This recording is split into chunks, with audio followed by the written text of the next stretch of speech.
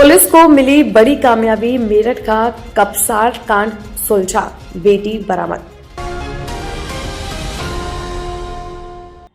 मेरठ के सरदाना थाना क्षेत्र के कपसार गांव में हुए सनसनीखेज मां की हत्या और बेटी के अपहरण मामले में पुलिस को बड़ी सफलता मिली है।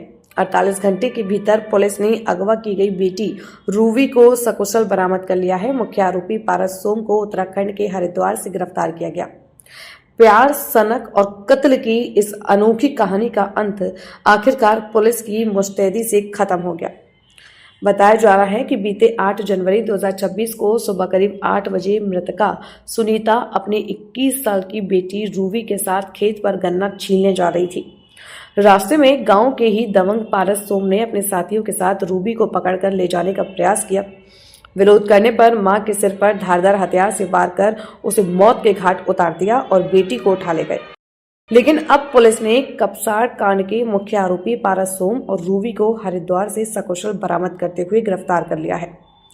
अगवा की गई युवती रूवी को पुलिस ने सुरक्षित पाया है। इस मामले में 200 पुलिसकर्मियों की 5 टीमें बनाकर लगाया गया था, जिन्होंने 200 से ज्यादा सीसीटीवी खंगाले।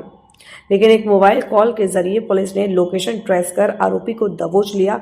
आरोपी पारस सोम से पुलिस की पूछताछ में चौंकाने वाले तथ्य सामने आए हैं। पुलिस के अनुसार आरोपी पारस सोम पिछले 2 महीनों से रूवी को साथ ले जाने की योजना बना रहा था, क्योंकि युवती के घर वाले उसकी शादी कहीं और तय कर रहे थे।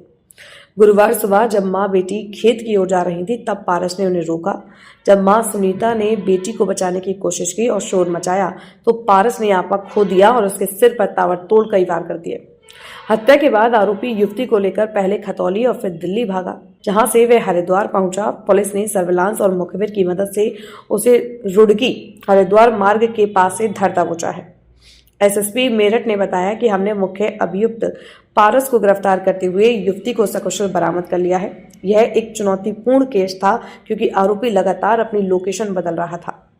मामले में शामिल अन्य सहयोगियों की भी तलाश जारी है और उनके खिलाफ सख्त धाराओं में कार्रवाई की जाएगी। क्या रहा थाना सरदना में एबीएफ गिरफ्तारी बंदीता को देखते पुलिस ने तत्परता से मुकदमा दर्ज कर अभियुक्त की गिरफ्तारी और नीति की बरामदी के लिए 10 से अधिक टीमें लगाई।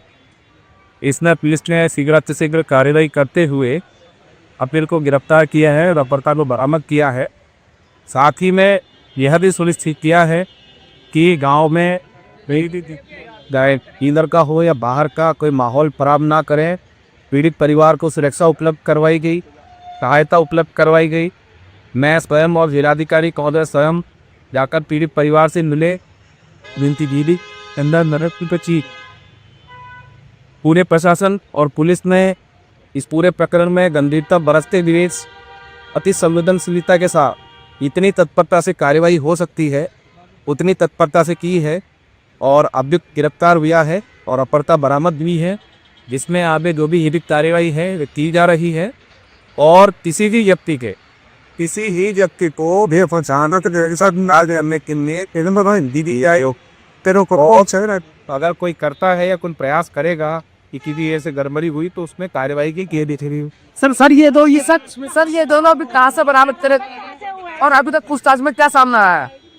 इसमें मेरे ये आइडिया किसी जगह में तो उसको जो दोनों अभियुक्त और ईटी है, इनको बरामद किया और उसमें तत्परता से कार्रवाई की गई। कई दिनों से हमने इलेक्ट्रॉनिक सर्विलेंस, मैनुअल मुसमिरी, परिजनों से पूछताछ, पड़ोसियों से पूछताछ इत्यादि के आधार पर डायरेक्ट लिस्ट में सुराग मिले थे। इसके आधार पर कार्रवाई करते हुए सफलता प्राप्त की है। इसमें फिलहाल अभी हम इनसे पूछताछ करेंगे और जो भी चीज़ें सामने आएंगी टीवी अनुसार उसमें कार्रवाई आगे। सर ये